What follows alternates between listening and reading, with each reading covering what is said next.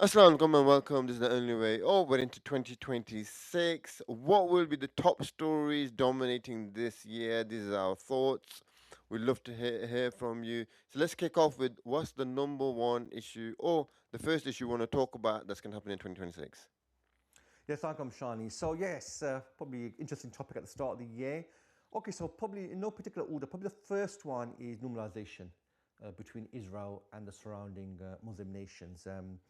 So where are we at the moment? There was a ceasefire agreement agreed in October, and just this week, America's announced they want to move to the second phase. So we've heard about this new Gaza force that will be going in, and then you have this committee which is going to be managed by Trump. But all of that is in the context of normalizing relations between the surrounding countries and Israel, and for the people of Palestine accepting that Israel is here to stay. I think probably the key thing with this is, look, a ceasefire means there's no more killings, there's no more destruction, and there's a cessation of hostilities during that period. We haven't seen that. Al Jazeera confirmed Israel has killed 400 people during the ceasefire. Israel still occupies over 50% of Gaza, and part of the agreement was Israel will actually withdraw from that. So you've got a situation here where really the rulers are looking to normalize, but the people and the masses are on the complete opposite end of this. How can you normalize when one party continues to expand, continues to kill, continues to maim? So what you find is some rulers can see this, and they're effectively telling America and Israel that, look, you've got to give us something that looks like a Palestinian state. If you want us to normalize and you want our people to accept it, we need anything that looks like a Palestinian state. So this is the Saudi position. Then you've got other rulers like Egypt who really don't care. They don't really care what their people say. They believe that they will just use the iron grip and they will normalize. And these rulers feel it's good for them if they normalize with Israel because it will keep America happy with them. And also they feel having some economic deals with Israel would also help as well. So this is a really good example of where there's a major divergence between the masses and their leaders. And as history has shown us, these things never end well. When the rulers keep doing things which go against the sentiments of the people, this never ends well. So definitely, I think this is one of the ones to watch this year. And probably the key thing to watch is how do the West navigate? Do they just impose this, or do they take into account the rulers' views? And then secondly, how do the rulers plan to navigate all of this when clearly the people are dead against this? Yeah, and I think the bizarre situation in all of this is that America is on wants to rush this through, get this done as quickly as possible, and it's Israel that's the one that's holding it back in terms of it doesn't want to sign up. It wants to expand. It wants more security. It wants more security zones. It wants bigger buffer zones, and now you've got the so-called leaders of the Muslim world who are the ones who are ready to sign. That's the upside down situation where we live in with Somaliland quickly recognized Israel. You got Jelani in Syria. He's saying yes, we're ready to recognize. So the bizarre situation in this is that that the Muslim leaders are ready to go ahead with it, and Israel is the one that's holding it back. And when in that type of situation, is you can call it normalization, you can sign it all off, but it's not gonna be the right fit for the region. It's never going to be the right fit for the region, and that is you can sign pieces of paper, you can do the photo shootings. You set up institutions and boards and bodies, but the real ground, uh, then they won't accept this, and they've expressed that they won't accept this. Okay, so I think the second one is the US empire, where it is. 2026 started with a bang with America kidnapping the Venezuelan president. It's gone off with a bang with America now saying that they plan potentially to take Greenland at the of NATO and the European leaders. And I think this is really telling of where America is as an empire at the moment. You have a nation who really is looking at how do you maintain America's global position. So where before you would have values, you'd have a global order, you'd have alliances, the superpower has basically just realized now that the best approach is just unilateral. Let's just force it down on people. There's no values here, and in fact, they're not even embarrassed of saying it's just pure old power and control. At the same time, then you've got a leader who is very personality driven. He's very transactional. There's no, again, no values, there's no principles, and there's no such thing as alliances. In fact, it seems at the moment being an enemy of America is easier than being an ally of America. Then domestically, Trump's ratings are only on the decline. The economy is not in a good position. You've got a massive divide in his support base, the MAGA base, where people are saying America first means even before Israel. You've got the midterms coming up in November, and during the midterms, the sitting party usually loses one of the houses, which only makes things worse for them. So, where America was powerful, stable, forward looking, it was a nation people used to look at and want part of it or want to be like it. Today, America is the complete opposite. Nobody wants America. Nobody cares about America. Nobody believes in America anymore. In fact, Americans don't believe in America anymore as well. So it's funny actually, I couldn't think of a positive story to say about America at the moment. Everything's all negative. The leader, the economy, their position in the world, domestically what's going on. Everything is very, very negative. And what Trump sold to the people is he is the ultimate solution to this problem. And really what he's done is he's causing even bigger problems for the country. So definitely I think this is another one to watch this year and in the following years as well. But I think we are literally watching the deconstruction of the American empire in front of our eyes. I mean, if you're old enough and you remember the Soviet Union, it happened pretty quickly. Everyone can see these actions are actions that don't strengthen you in the long run. Really what they do is they weaken you. And we're seeing that play out. Yeah, and I think in America, probably events to watch out for in 2026 is going to be the midterm elections. Will it even happen? Usually, the midterm elections, it tends to be sort of goes against the incumbent president and his party, and there is even talk about if the Democrats win, then they may impeach Trump. So there's talk that it may not even happen. Big developments if that did happen. Secondly, is the affordability crisis in America. Will prices come down? Will wages go up? Will house prices come down? Let's see how that plays out in America. And thirdly, is America and its withdrawing from institutions, transatlantic alliances, the courtesies that it's offered Europe over the decades. They're sort of winding down, withdrawing from that. Europe's in shock. Will that continue? What will that look like? That'll be interesting to see in 2026. And I think third on the list, we're going looking at what was going to happen in Britain. What are the main stories probably to look out for in 2026 in Britain? Right, yeah, absolutely. Again, there's not too many positives really to even talk about the UK. I think there's a couple of issues. I think on the political front, the Labour Party is looking really, really bad. In fact, the party that looks like it's in the driving seat is Reform. That's what everyone's defecting to them. And basically, there's nothing the party and government can do at the moment to raise its own standards. In fact, the Labour Party looks very weak in front of this. And there's one ultimate call for all of this. I think whichever party would have been in power would have faced the same challenges. You've now left the European Union. Therefore, all the benefits with your number one trade partner are now gone. And now you're seeing the results of it now. Now you're seeing those trade deals that they were promising haven't delivered. In fact, the trade deal Britain has signed, the few of them they have signed, 99% of them were just a rollover of the existing deals that existed. So all this talk of we're going to get the best deals, we're going to stop immigration, none of that's absolutely happened, which proves to you none of these were EU-related problems. They were made out to be EU-related problems, but they're not. The other thing that's interesting is we have some interesting elections this year. Scotland goes to election this year. Wales goes to election this year. In Northern Ireland, the party in power is Sinn Féin, who's a separatist party. We could have a scenario by the end of this year is in all the counties, separatist parties are in power. So in Scotland, the SNP are looking as though they're going to win it outright again. So they've been in power since 2007. So they have, and if they win, they'll basically be in power until 2031. That is a mandate to have another referendum again.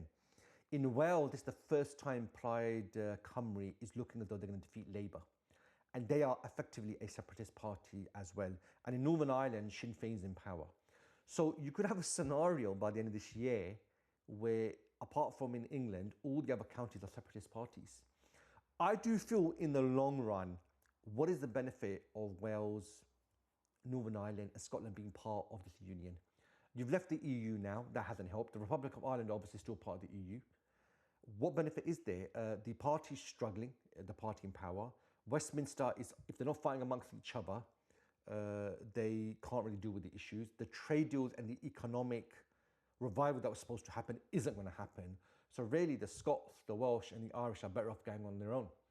So yeah, unfortunately I can't really think of anything positive, but you could argue here this was a damage of their own causing. Yeah, and I think what the stories to watch out for in Britain, it will be probably will Starmer survive? Is there going to be a coup in the Labour Party? Are they going to be able to see out? Will Starmer see out the year, or will there be a change? The economics isn't improving. The turnaround in the economy is not happening. So will he be able to see it out? Number two, will Britain go more towards Europe? Signs, noises of joining the European market, the customs union.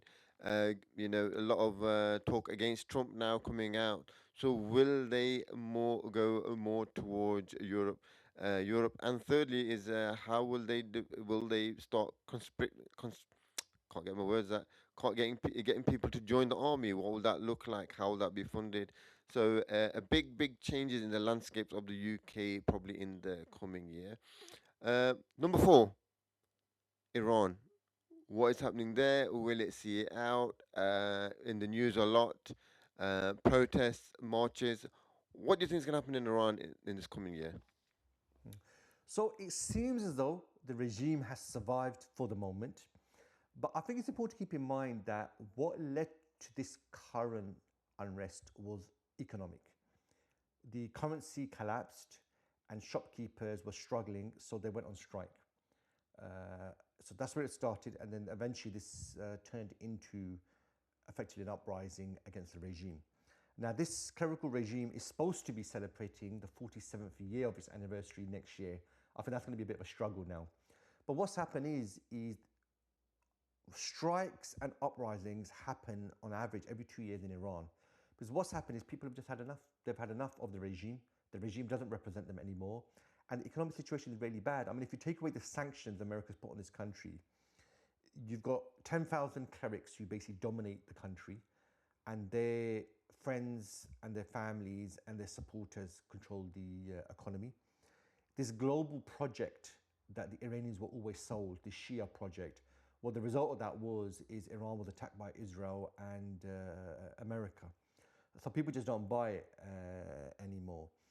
And then secondly, you can't really bring meaningful change in Iran because you have to go through this very hybrid political system that they have, which is rigged in the first place.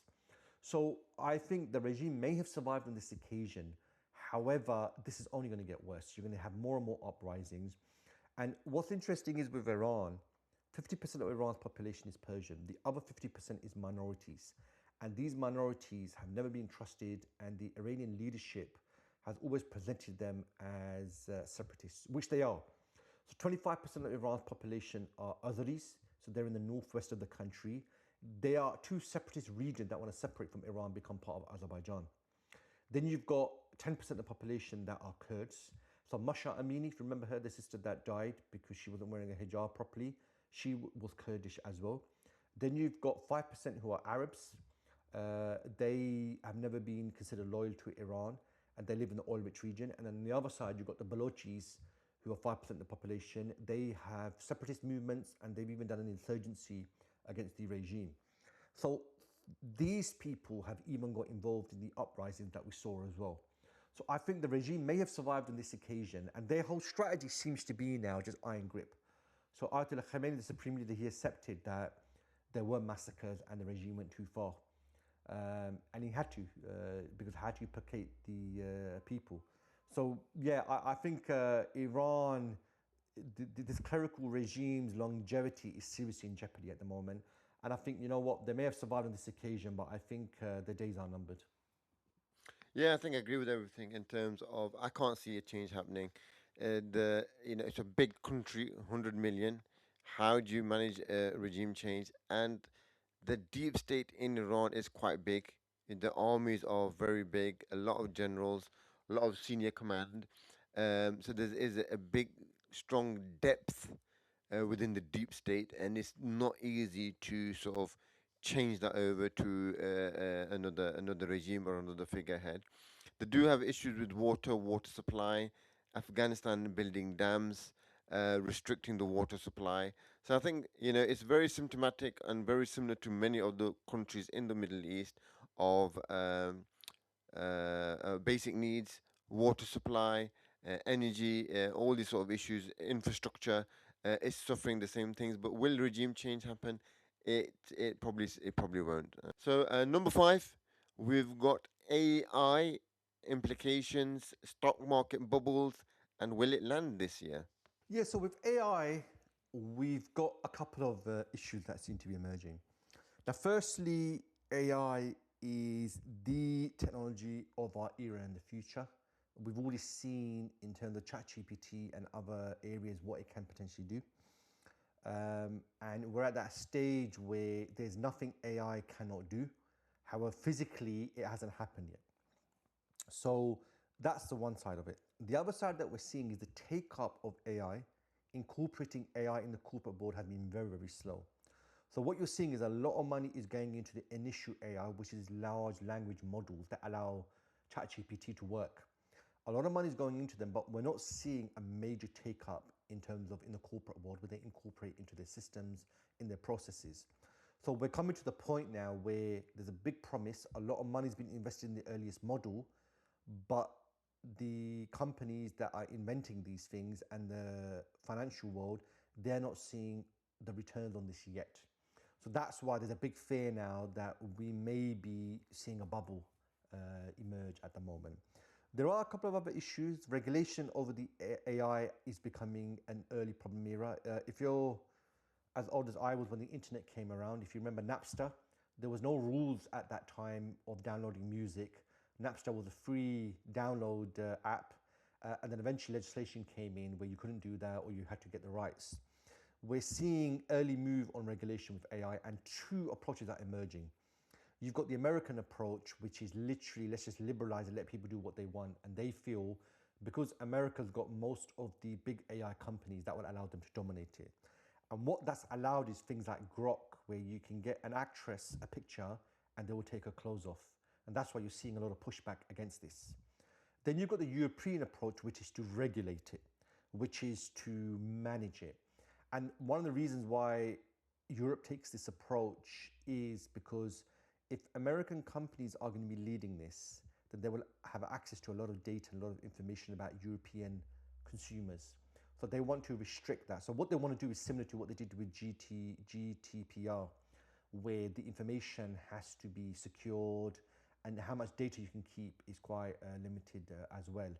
So you're seeing this fight out on the regulatory side, yeah. And probably the third point on this is just the future. There's a lot of promise with AI, like there was with the internet. What can it not do, and how can you convince people to use it? I use ChatGPT, I use Nano Banana, I use Adobe Firefly. I think they're really, really useful. I think they've got a lot more better. You can now generate videos and images and infographics that you couldn't do before. But I think what people want to see is, can this be incorporated into my daily activities? And that's probably the thing to watch. So we are at that early stage of a technology, great promise, lots of promises being made. There is a bit of skepticism. There are those people, how are we going to regulate it? Because remember, a lot of people, when they think of AI, they think of the Terminator films, where you hand over everything to, I can't remember what the name was of the AI, and then the AI takes over. Skynet. Skynet, exactly. You got a lot of that. But there is a worry that a bubble's forming here purely because a lot of money is going into the initial tech, but we're not seeing it translate into companies and institutions incorporate it into the daily activity. So definitely something to watch in 2026. Yeah, I think a lot of forecasters, analysts are expecting AI to land this year, maybe quarter two, quarter three, in terms of being productive, more efficient, saving time and hours. Implications if it does land, job market looking very scary. New graduates uptake has already decreased. People are talking about lots of commentary about is university worth it?